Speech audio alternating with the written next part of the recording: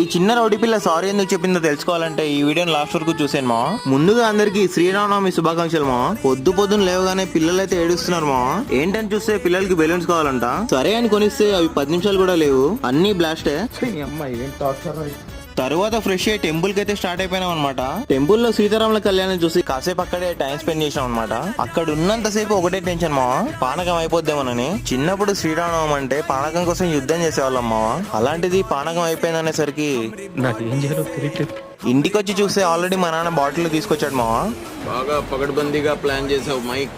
కొన్ని సంవత్సరాల తర్వాత పానకం అయితే తాగుతున్నామా. టేస్ట్ మాత్రం చాలా బాగుంది. ఇక చాక్లెట్ కొనివ్వలేదని మా ఇంట్లో చిన్న రౌడీ పాప అయితే నాకు వార్నింగ్ ఇస్తుంది. ఈ రౌడీ పేరే చిట్టి. పిట్ట కొంచెం కూత కనమనడానికి పర్ఫెక్ట్ ఎగ్జాంపుల్. ఏమైతే ఎంత కోపం వచ్చినా వెంటనే కరిగిపోద్ది. సరే మా, మరి అలా వెళ్ళే ముందు ఛానల్ ని సబ్స్క్రైబ్ చేసుకోండి మా.